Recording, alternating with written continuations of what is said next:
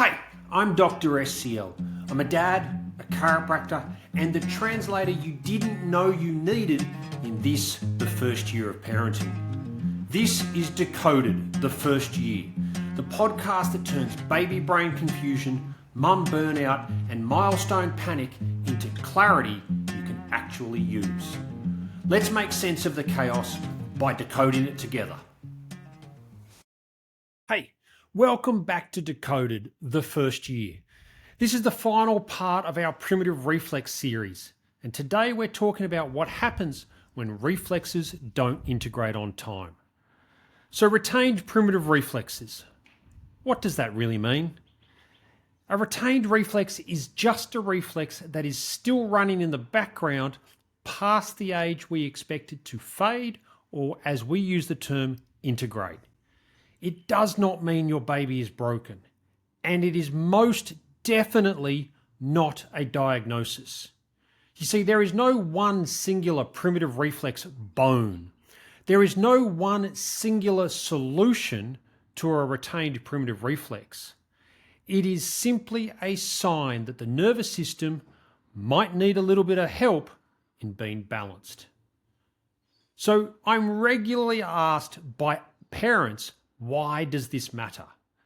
Now, a delay or a reluctance for a primitive reflex to integrate impacts neurodevelopment in that most primitive reflexes ultimately contribute to the establishment of postural reflexes and patterns, which are vital for the balanced, symmetrical, and optimally functioning nervous system.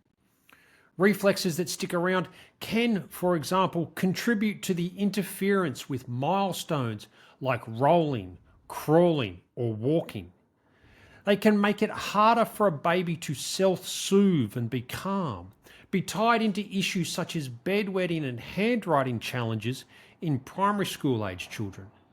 And ultimately they can affect the fundamentals which I as a chiropractor regularly are assessing, such as posture, coordination, and even learning skills such as reading and focus later in life.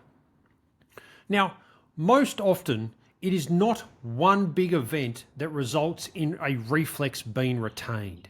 It's a combination of things such as birth interventions or prolonged deliveries, which result in early physical stress.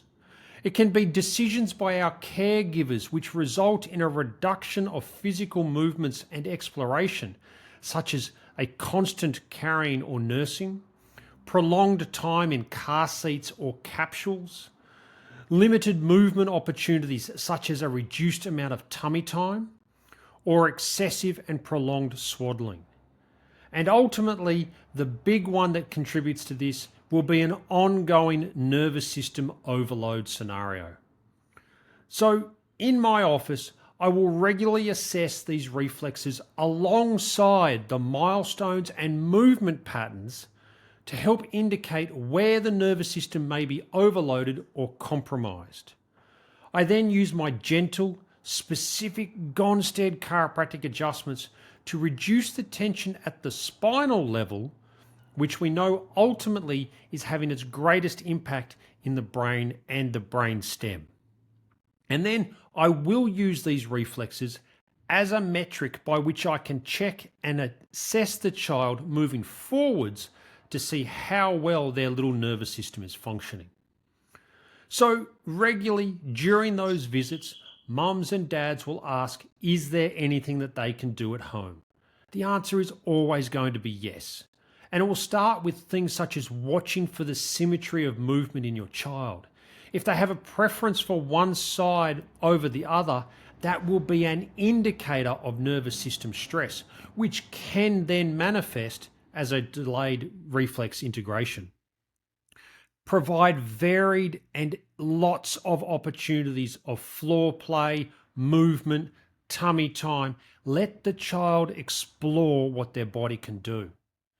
Try to avoid the over-restrictive containers such as bouncers or swings, car capsules, swaddles. Let them move and keep them out of those things for extended periods of time. And most importantly, as a parent, be curious. not critical. Remember, development is not a race. It's all about quality over speed.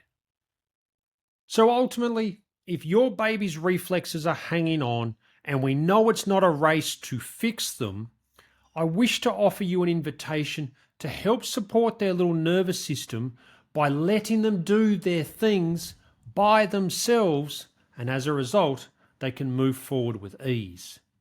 As always, if you have questions or concerns, I'd love you to reach out.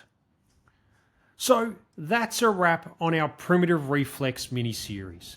If it helped you, please share it with another mum or parent who is seeking clarity, not fear and confusion. This is DrSCL. As always, you've got this.